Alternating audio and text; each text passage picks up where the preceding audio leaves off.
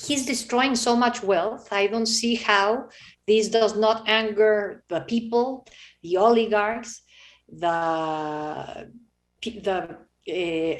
military. I mean, this is a incredible It's, destruction of wealth.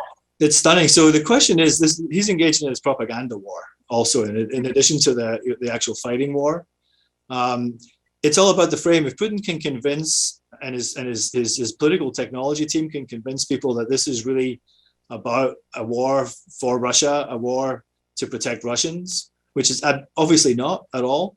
But if he can sell that lie, then he has a chance. If he fails to sell that lie, then he's in real trouble. I've been amazed. We know how Russia propaganda works, how successful it has been, and Putin has been a master with propaganda. But it seems like he has hit a wall and has found somebody that does better propaganda than himself, and that by that I mean Volodymyr Zelensky, Ukraine's president, which I've read is very well known in Russia. His TV program, kind of like the West Wing. We have a clown, a political clown in Mexico called Broso, that he does a program kind of like the West Wing or kind of like Broso, and he does it in Russian. He speaks fluent Russian because he grew in Russian in the USSR, in this part of Crimea where they spoke Russian. And now people in Russia can listen to him and they understand him and they know who is talking to them. It's not just another president from the neighbor country, no? Yeah, Zelensky is a phenomenon. Zelensky was not taken seriously by most Ukrainian commentators. He was seen as a political lightweight, even though he had a majority in the parliament and he had 70% of the vote when he got elected. So he had a real political charisma, which had been kind of wearing off. And one of Putin's bets was that he would run away.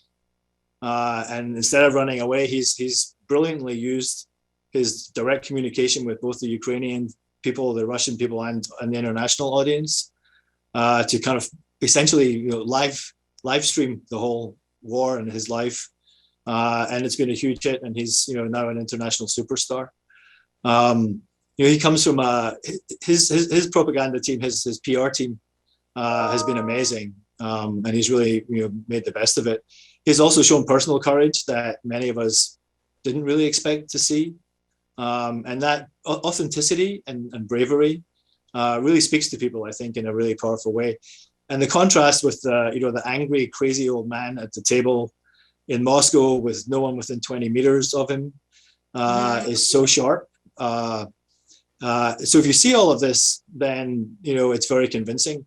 Unfortunately, the vast majority of Russians don't see all of this. They only see the Putin side of it. They don't get to see the Zelensky side, and that's sad.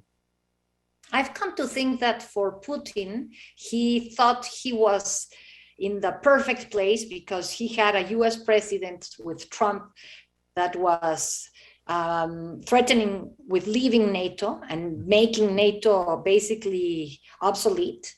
And you had a comedian become a president of Ukraine. So he thinks now I might be actually the king of the world. And suddenly things changed a lot, right? Yeah, that those kinds of events, the US pulling out of Afghanistan, showed that the US was tired of foreign wars, for example. That obviously has some kind of impact on his thinking. His interest in history, which was always there, but has gotten much more intense over recent years. Perhaps he is thinking about his legacy as Vladimir the Great. Who knows exactly what's going on in his mind? But you also hear from people in Russian politics that Putin basically has taken over his own PR. He always had a really good team around him, a very creative, very smart, devious, one might say, PR people, and now he's taken over on his own because apparently he thinks he's the only one who really understands the situation. Only he gets how serious this matter is for Russia, and that's always a bad sign, right? That's always a frightening sign when the dictator really thinks he's the only one that gets it. then we're in real trouble. And I think, unfortunately, that's where we're at.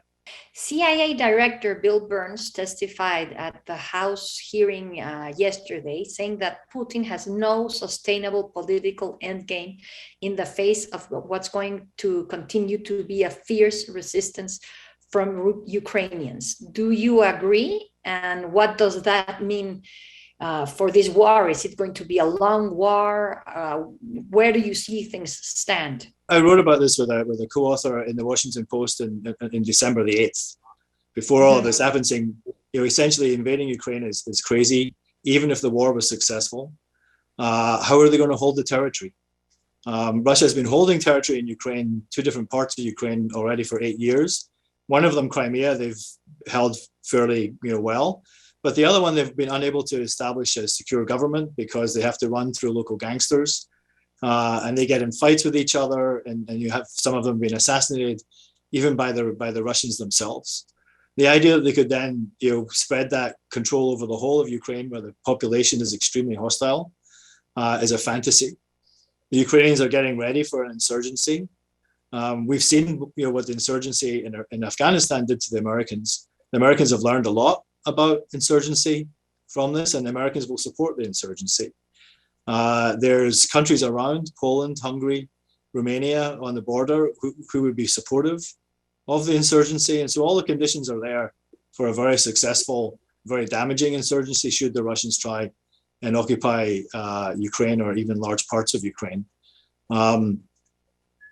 Why the Kremlin didn't see this coming, I'm not sure. But they really don't have a game plan, and they don't have a strategy that's going to be effective, I don't think. But is this going to be a long and big defeat for Putin, or can there be an early and big defeat scenario? Well, let's hope that there's an early and big defeat scenario, because the Ukrainians are not going to give in. And so, some kind of peace that Putin could negotiate. There's talk already from Zelensky's office about some kind of neutrality status for Ukraine. That's something that they may give, but they're unlikely to give up additional territory. And so will Putin settle for essentially the parts of Ukraine that he already controlled before this war and for neutrality? We'll see. That would be a huge defeat, but it would be the best case scenario. I suspect, sadly, more likely is a long, drawn-out conflict that could go on for years and years and years. An insurgency that goes on for years, with dramatic implications for people in Ukraine and people around Eastern Europe. And do you fathom a scenario where the West gets involved with troops on the ground? I mean, we've seen them very unified in the sanctions and the condemnation of the war, but troops on the ground? So this is very dangerous. Troops on the ground, I think, we can pretty much rule out. But think about this: if we're supplying the Ukraine with weapons, with anti-aircraft missiles, and possibly with airplanes, we're supplying them through Poland, and we're supplying them through Romania. And if the Russians decide to stop those supplies by bombing, shooting at the trucks, they might do it in Ukraine, or they might do it in Poland. And how do we respond to that, right? So do we then start bombing, shooting down Russian airplanes in Ukraine? Do we enforce a no-fly zone that Zelensky is asking for? The road to escalation is really clear, and pretty frightening. So I think we're a long way from boots on the ground. There's a lot of things between to help that we can do between here and there. But the possibility of escalation is real. Now that you mentioned no-fly zone, Volodymyr Zelensky is asking the West to impose a no-fly zone in Ukraine. What does that imply, and why is the West reluctant to impose it? So a no-fly zone sounds like it's only about control of the sky, right? But it's not. It's about control of the ground too, because in order to patrol the no-fly zone, to make sure that the Russian planes don't actually fly, we have to have planes up in the air there. The West would have to have drones at least, and probably manned aircraft. In order to do that, they would have to take out Russian anti-air batteries and air defenses, and so that means shooting from the sky to the ground.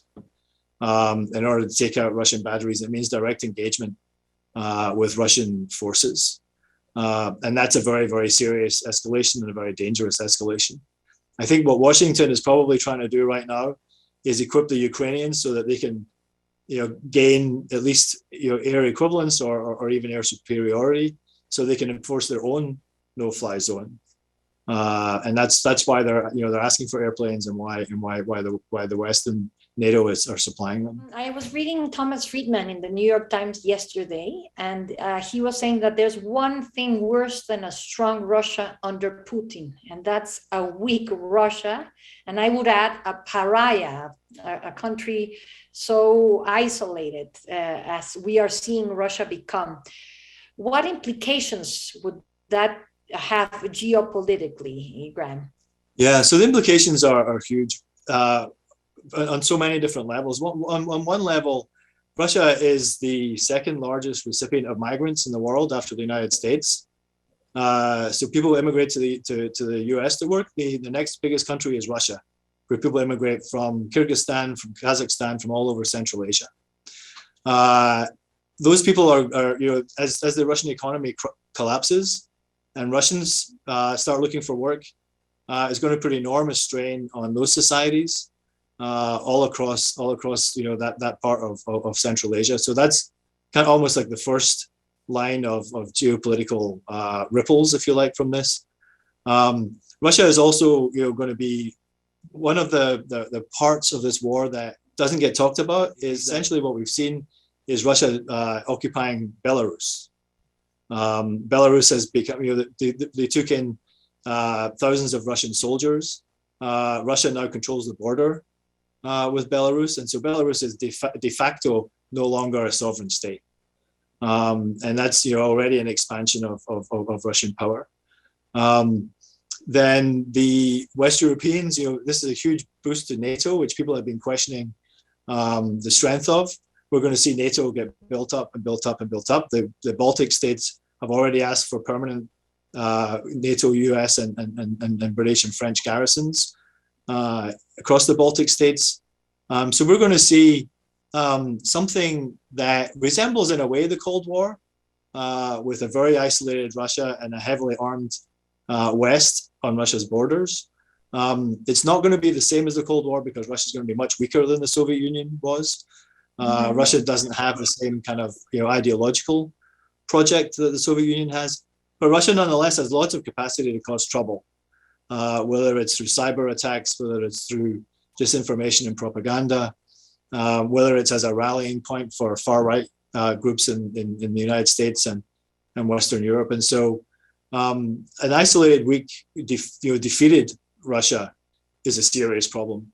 And we've seen in Weimar Germany what military defeat can do to societies, and the consequences within Russia itself are also absolutely dramatic. And so there's both within Russia, within its near neighbors, and then internationally on a kind of broader scale, the implications of a Russian defeat are they're really serious and tragic.